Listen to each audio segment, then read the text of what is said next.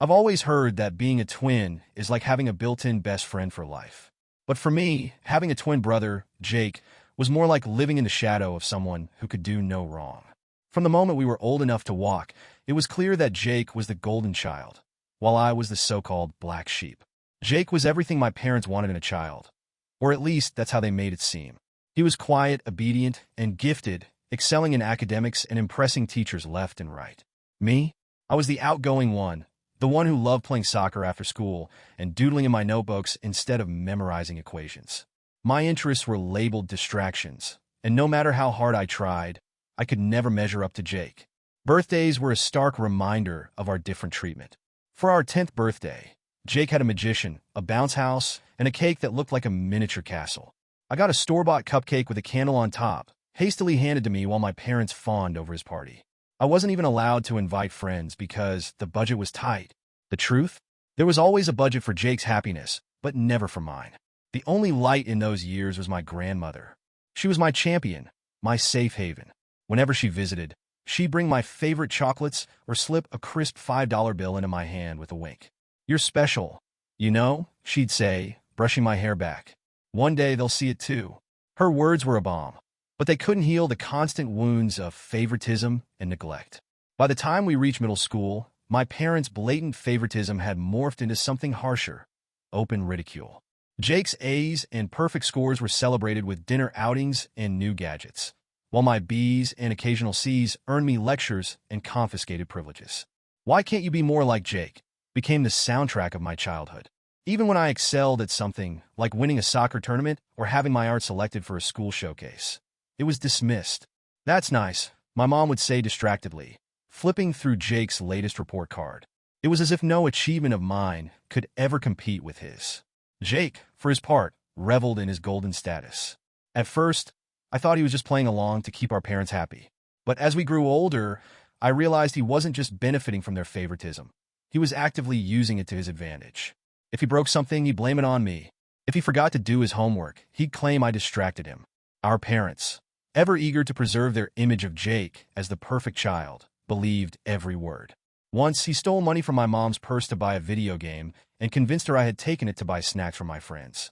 I was grounded for a month, while Jake got to enjoy his new game. The resentment simmered inside me, but I had no outlet for it. My friends didn't understand. They all thought Jake was nice and well-behaved, the kind of brother anyone would want. And my parents? They wouldn't listen. By the time we hit our teenage years, I stopped trying to win their approval. It was pointless.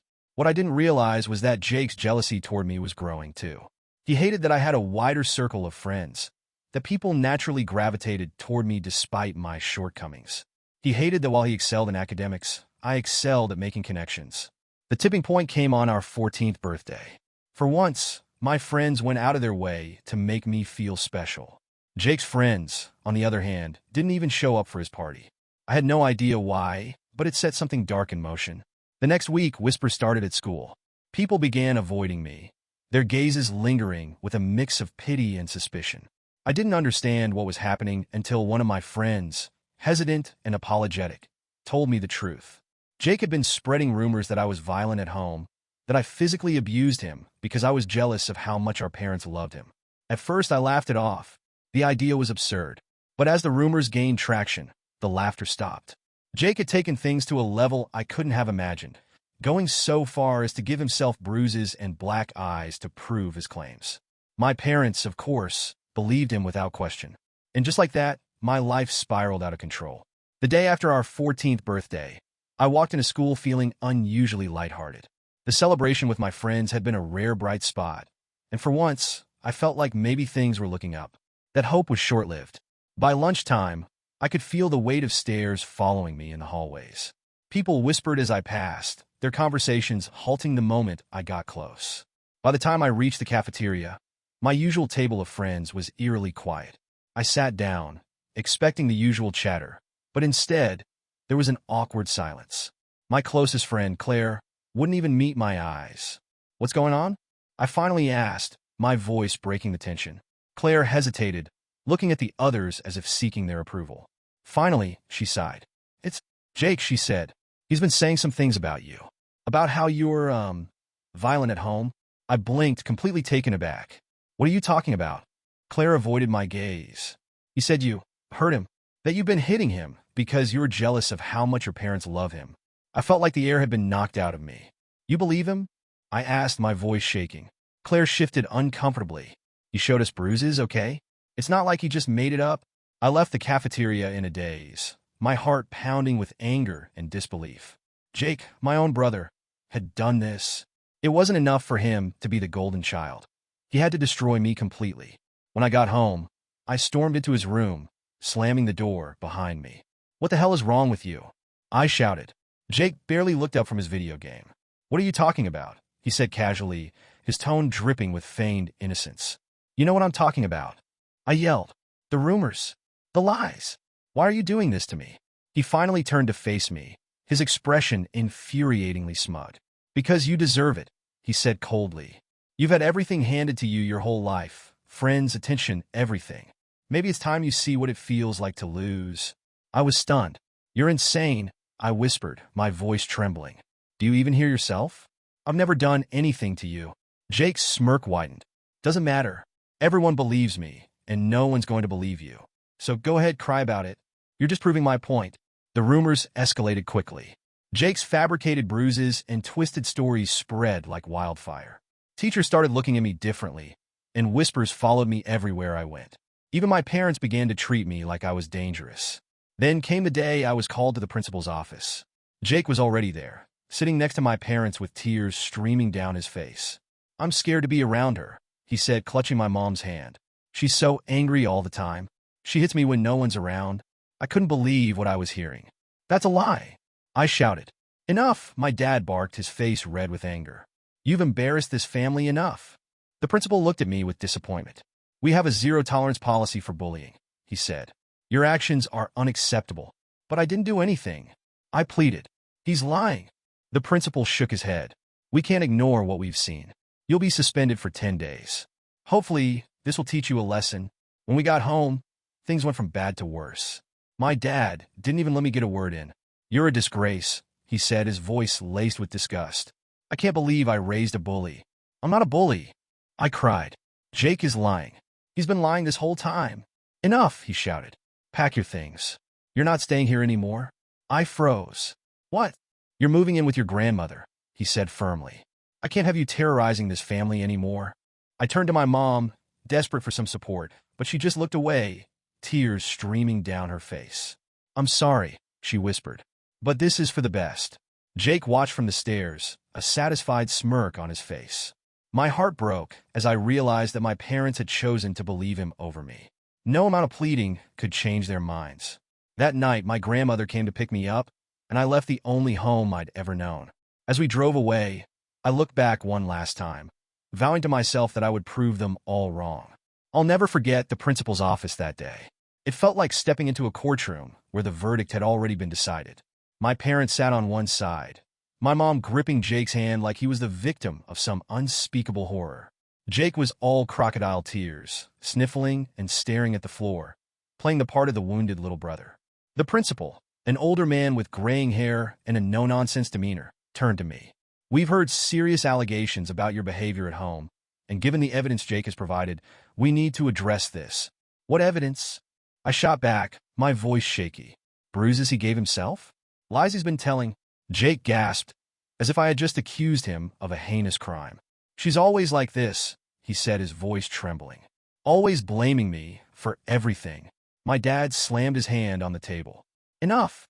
You've caused this family enough shame. Apologize to your brother now. I looked at my mom, hoping for some glimmer of doubt, but her face was a mask of heartbreak, tears rolling down her cheeks. How could you do this? She whispered. I didn't. I cried, my voice breaking. He's lying. You have to believe me. But no one did. That evening, I was sitting in my room, numb from the day's events, when my dad barged in with a suitcase. He started yanking my clothes out of the closet, throwing them into the bag without a word. What are you doing? I asked, my voice shaking. You're leaving, he said coldly. I won't have you hurting Jake anymore. I stood there frozen, the weight of his words crashing over me. Dad, please, you can't do this. I didn't do anything. He didn't even look at me. You're lucky we're not calling the police. Pack your things and get out. I ran to my mom in desperation, hoping she would intervene. Mom, please don't let him do this. I have nowhere to go.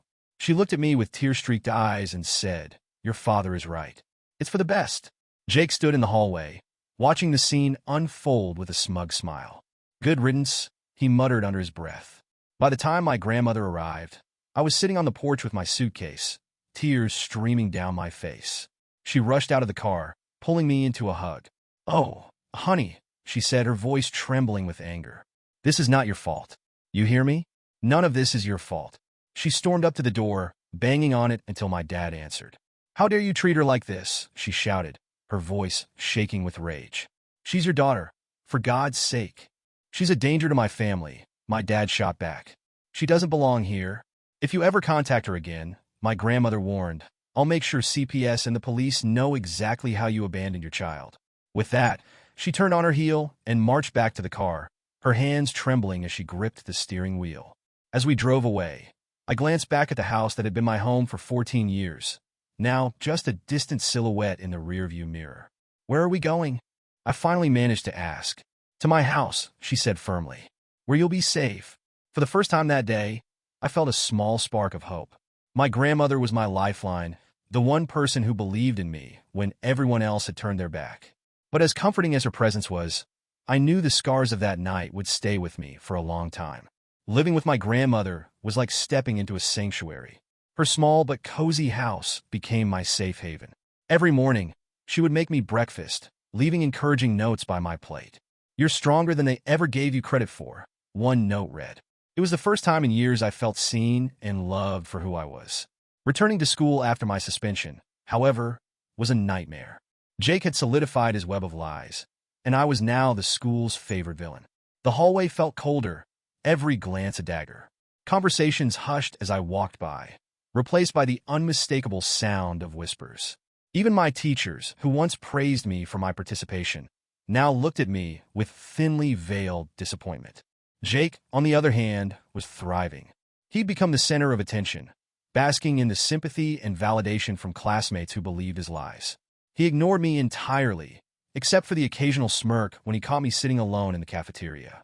At home, my grandmother became my only source of support. She encouraged me to focus on my studies, reminding me that high school was just a stepping stone. Your future is out there, not back in that house, she said one night as she braided my hair. Her belief in me became the fire I needed to push through. I stopped trying to win back friends who had abandoned me. Instead, I threw myself into academics and sports, the one thing that had always brought me joy. But my social isolation stung. There were days I wanted to give up, to let the weight of everything crush me. Every time, my grandmother's unwavering faith pulled me back from the edge. Graduation day felt like a bittersweet victory. I walked across the stage with no family cheering for me in the crowd, except for my grandmother, who stood clapping and shouting louder than anyone else. Jake, of course, had my parents front and center, taking photos as if he were the star of the show. But I didn't care anymore. That day wasn't about them. It was about me finally breaking free. When I left for college, it was as if a weight had been lifted. No more judgmental parents, no more manipulative brother, just a fresh start. College became my sanctuary, a place where I could be myself without fear of ridicule. It was there that I discovered content writing. What started as a side gig to earn extra money soon grew into a passion. Writing gave me a voice I never had at home, and for the first time, I felt like I had something worth offering to the world. Little did I know, this newfound love for writing would change my life in ways I could never have imagined. The moment I graduated, I made a bold choice. I wouldn't pursue a corporate job like everyone expected. By then, my freelancing career was already flourishing. I had built a reputation as a reliable content writer who could deliver high-quality work, and word of mouth brought in clients from all over the world. My income wasn't just enough to live on, it was enough to thrive. I embraced the freedom freelancing offered, becoming a digital nomad. From sipping coffee in Parisian cafes while drafting marketing campaigns to writing late-night blogs in Tokyo, I was finally living the life I'd dreamed of. It was a stark contrast to the suffocating existence I'd endured under my parents' roof. Despite my success, my grandmother remained my anchor. She was the one I called when a big project went well or when I felt overwhelmed. On weekends, I would fly back home to visit her, bringing souvenirs and stories from my travels. You've come so far, she'd say, squeezing my hand. I always knew you would. While my career soared, my ties to my parents and Jake remained severed. I'd heard through the grapevine that Jake struggled to hold a steady job and was still living with my parents. Part of me wondered if they still coddled him like they used to, but I pushed the thought aside. Their lives weren't my concern anymore. Then came the turning point. A major brand hired me to lead their content strategy. The project was massive, requiring months of dedication, but the payoff was worth it. When the campaign launched, it became a huge success. My clients left glowing reviews, praising my professionalism and creativity. I shared a post about the experience on my social media, not to brag, but to celebrate how far I'd come. I included photos of the campaign and some kind words from my clients. To my surprise, the post went viral within hours. Messages from aspiring writers and business professionals poured in, congratulating me and asking for advice. With the newfound attention came an unexpected ripple effect. Relatives who hadn't spoken to me in years started reaching out, praising my success and pretending they'd always believed in me. Then, out of the blue, I saw a name I hadn't expected to appear on my phone: my mom. She called 6 times in a single day. At first, I ignored the calls, unsure of what she wanted. Finally, curiosity got the better of me, and I picked up. "Hello," I said hesitantly. "Oh, sweetheart, we're so proud of you," she gushed, her tone overly sweet. In the background, I heard my dad chiming in, congratulating me as though we'd been close all along. The conversation took a sharp turn when my mom began talking about how hard life had been for them lately. "You're doing so well now," she said. "Maybe you could help us out a little? The house needs renovations, and with Jake struggling, we're stretched thin." I froze. The audacity of their request was astounding. After everything they'd done, after abandoning me, believing Jake's lies, and cutting me out of their lives, they now had the nerve to ask for my help? "Are you serious?" I said, my voice icy. "You didn't want me in your family then, and I don't want to be part of it now. Don't call me again." I hung up, shaking with anger. But as the days passed, I realized they weren't going to give up so easily. My rise had put me back on their radar, and they were determined to exploit it. It had been years since I'd heard my parents' voices, yet there they were, acting as though nothing had happened. My mom's tone was light and cheerful, as if she hadn't spent my teenage years berating me or tossing me aside. "We saw your interview," she began, referring to a recent TV segment where I'd shared my career journey.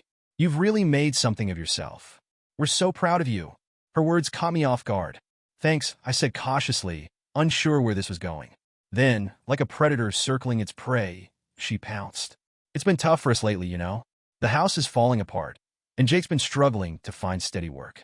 We were thinking, since you're doing so well, maybe you could help out." I almost dropped my phone. "Excuse me?" I asked, my voice rising. "You're successful now," my dad chimed in, his tone matter of fact. "And we're your parents. It's your duty to support us in our time of need." I couldn't believe what I was hearing. My parents, the same people who had thrown me out without a second thought, now felt entitled to my hard-earned success. The sheer audacity was almost laughable. "So let me get this straight," I said, struggling to keep my voice steady. "You want me to give you money after you abandoned me and believed Jake's lies? After years of silence. Now I'm your golden ticket?" "Don't be like that," my mom said, her voice tinged with feigned hurt. "We're still your family. Families support each other." My heart pounded with anger, but then an idea struck me. If they wanted my help, they'd have to face the truth. "Fine," I said, my tone turning icy. "I'll consider helping, but only if you meet one condition." "What condition?" my dad asked, his voice wary. "You have to publicly admit that Jake lied about me. I want you to tell the entire family the truth, that his rumors ruined my life, and that you chose to believe him over me. You'll apologize for everything you put me through, every insult, every cruel word, and for throwing me out. Do that, and maybe we can talk." There was silence on the line. "Is that really necessary?" my mom finally asked, her voice uncertain. "We could handle this privately." "No," I said firmly. "It has to be public. The same way you humiliated me. You'll admit your mistakes in front of everyone." The tension was palpable. "You're being unreasonable," my dad snapped. "We're your parents. We don't owe you an apology, especially not in front of the family." "Then you don't get a dime," I replied, my voice steady. "Don't contact me again unless you're ready to take accountability." I hung up before they could respond, my hands shaking. Deep down, I knew they'd never agree to my terms. But that was the point. I wasn't going to let them manipulate me into forgiving the unforgivable. They wanted my success? They'd have to earn it the hard way. As anticipated, My parents flatly refused my condition. My dad dismissed it as unnecessary drama, saying that dredging up the past would only create more problems. My mom, true to form, tried to guilt-trip me into compliance.